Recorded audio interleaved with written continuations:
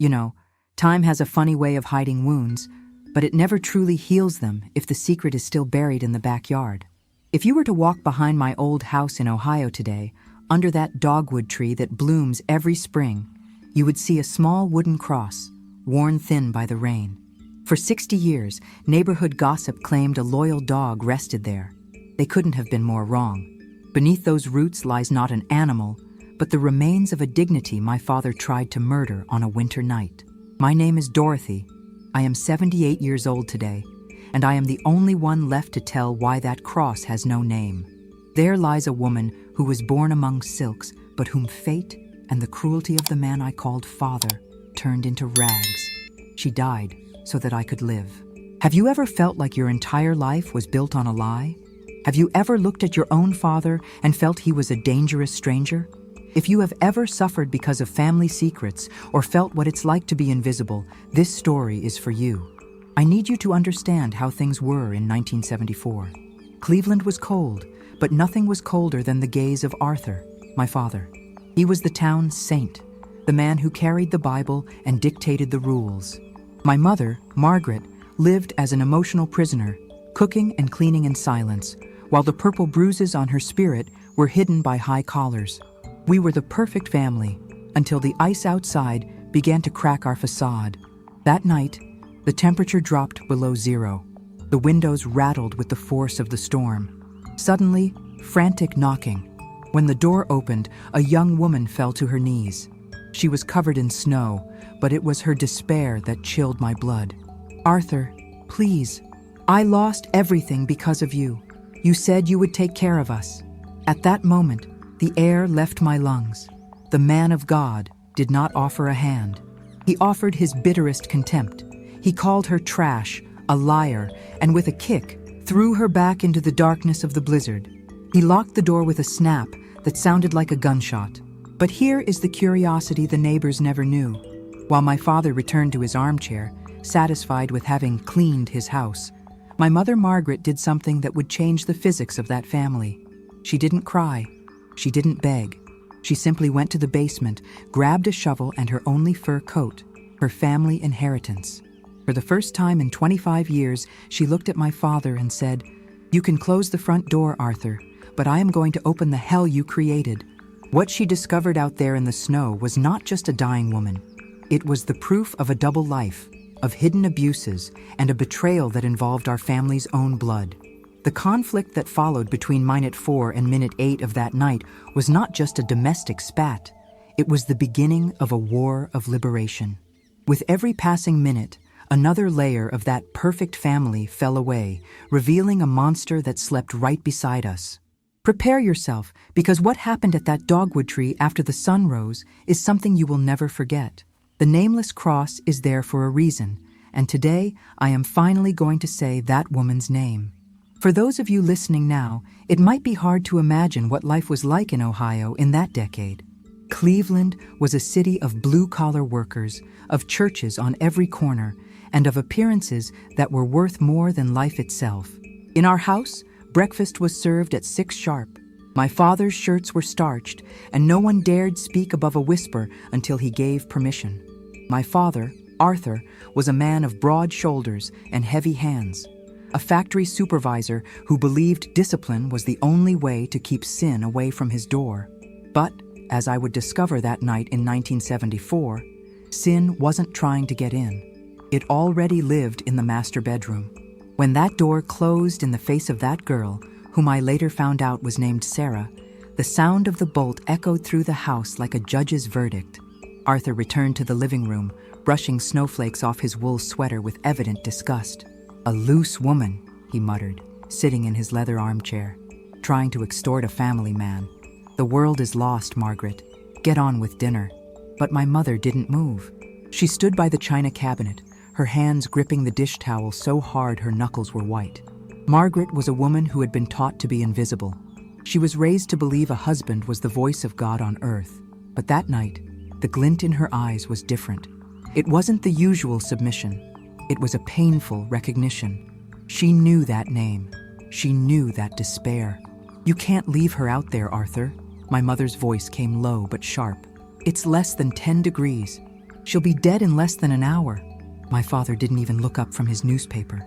"If she dies, it will be the price of her immorality. I don't want that kind of people near my daughter." He pointed at me as if I were a trophy of purity he needed to protect. I was 18, but I felt like a 5-year-old, paralyzed by fear. I looked at the locked door and could hear, deep down, the sound of the wind muffling Sarah's sobs. It was a sound that scratched the soul. That was when the first great conflict exploded. My mother took a step forward. "Arthur, I know who she is. I saw the letters. I saw the money that disappeared from our savings account every month." The silence that followed was terrifying. The grandfather clock in the living room seemed to beat louder, ticking away the seconds of a life about to crumble. My father dropped the paper. Slowly, he stood up. He was much taller than her, and his shadow swallowed my mother's frail body. "Are you going crazy, woman? What are you talking about?" His manipulation was an art. He began to use that soft voice, laden with threat, trying to make my mother doubt her own sanity. That's how abusers do it, isn't it? They make you believe that what you saw with your own eyes is an illusion. But Margaret did not back down. For the first time in her life, she had something stronger than fear. She had the truth of a mother. "She is your sister's daughter, isn't she? The sister you said died in an accident 10 years ago," my mother fired back. "But she didn't die, Arthur. You committed her to a sanatorium because she got pregnant out of wedlock, and you kept her inheritance. And now her daughter, your own niece, is out there begging for a roof because you stopped paying for their silence." My father's face changed from a rage-filled red to a deathly white. The mask of the holy man of Cleveland had just cracked from top to bottom. I, Dorothy, sitting in that chair, felt the floor vanish. My father, the man who preached about honesty and divine punishment, was a thief and an emotional jailer. That girl, Sarah, was my cousin. My own blood was freezing on our doorstep while he ate dinner. "Shut up!" he roared, and the sound of his hand hitting the table was like thunder. "You don't know what you're talking about. I saved the name of this family. I did what had to be done, so no one would point a finger at us." The psychological abuse he had exerted over us for decades came to the surface in that moment. He began to scream that everything we had, the house, the clothes, the food, was thanks to his management, and that if my mother took one step out of that house, she would end up like her niece, in the gutter. He tried to break her, to make her feel she was nothing without him, but he made a mistake. He forgot that Margaret came from a lineage of women who knew how to survive. While he screamed, my mother turned to me. "Dorothy, go to the basement, get the shovel your grandfather left, and get my fur coat from the trunk. Margaret, if you open that door, you never step foot in here again," my father threatened, his voice trembling with hate. She stopped before him, only inches away. She was no longer his shadow. "You're right, Arthur. I will never step foot in this house of lies again, but you will find that the walls you built to cage us are the same ones that will bury you." My mother went out through the back door, the freezing wind invading the warm kitchen. I followed her, my heart beating in my throat. Outside, the world was a white blur. We found Sarah collapsed near the dogwood tree, almost covered by snow. She no longer had the strength to scream. Her body was rigid, and her breath was a faint wheeze. My mother held her, covering her with the fur coat, the only object of real value Margaret possessed. In that moment, I saw true strength. It wasn't my father's brute force, but the strength of sacrifice. My mother looked at the house, where the living room light showed my father's silhouette watching through the window, like a raven waiting for the end. What happened in those following hours under the dogwood tree would be the beginning of our escape. But the blizzard was just starting, and my father wouldn't let his secret leave that property alive. He had a gun in his office, and he believed family honor was worth more than his niece's blood or his wife's life. The hospital corridor in Cleveland was cold and smelled of antiseptic, but nothing was sharper than my mother's gaze as she handed me that yellowed envelope. Sarah was sedated, her face finally regaining color under the thermal blankets. My mother, Margaret, seemed to have aged 10 years and, at the same time, looked younger, as if an invisible weight had been lifted from her shoulders. "Open it, Dorothy," she whispered. "You need to understand that the monster we face today wasn't born of greed. He was born of the fear of being found out. With trembling hands, I opened the envelope. Inside, there weren't just bank records or collection letters. There was an original birth certificate and an old black and white photo of a woman who looked hauntingly like me, and like Sarah. But the father's name on the document wasn't that of a stranger or a secret boyfriend of Aunt Clara. The space for the father's name was blank on the official certificate, but on the back, there was a handwritten confession dated 19 years ago. It was Aunt Clara's handwriting. The revelation hit me like a punch to the stomach. Sarah wasn't just Arthur's niece. She was his daughter. The silence in the corridor was broken by my gasp of horror. "Mom, that means—" "Yes," my mother confirmed, tears finally flowing free. "Your father abused his own sister when they were young. When Clara got pregnant, he used family influence and money to commit her as insane and hide the fruit of his crime. He paid for Sarah to be raised in a religious orphanage in another city, far from everyone. But Sarah grew up. She started asking questions. And when she showed up at our door today, she wasn't just asking for shelter. She was asking for the recognition he spent his whole life trying to bury." In that moment, everything made a cruel kind of sense. The hate in my father's eyes in the snow, the attempt to let her freeze to death, the desperation to silence her. Sarah was the living proof of Arthur's original sin. She was the mirror he couldn't bear to look into. The psychological abuse my mother suffered all those years wasn't just to keep her submissive. It was a war tactic, so she would never have the courage to investigate the accounts or his past. Arthur knew that if the truth came out, his life as a pillar of the community would collapse like a house of cards. As we processed that devastating truth, Sheriff Miller, our neighbor to whom my mother had sent the evidence, entered the hospital. His face was grim. "Margaret, Dorothy," he began, taking off his hat. "We found Arthur. He was rescued from the hole in the backyard. He's going to survive, but the leg, well, the doctors say the infection from the rusted metal was deep. He'll never walk again without help, but that's the least of it." The sheriff placed the flour tin on the waiting bench. "What you left for me, Margaret, the proof of embezzlement, the letters from Clara, and now the tests the doctors did on Sarah, comparing her to your husband's medical history. Arthur isn't going home when he leaves the hospital. He's going to state prison." Justice was beginning to be served, but the price was high. My mother approached Sarah's bed and held her hand. On that night in 1974, the power hierarchy in Cleveland changed. The man who thought he was everyone's judge was judged by the women he tried to destroy. But there was one detail that still troubled me. "Mom," I asked, "and the dogwood tree? Why did you say he planted his own end there?" My mother looked out the window at the fading darkness. "It wasn't just money he buried there, Dorothy. Your Aunt Clara. She didn't die in the sanatorium like he said. She escaped and came here years ago, trying to find her daughter. She confronted your father in that very backyard. I heard the screams that night, but I was too much of a coward, too broken by fear to go out.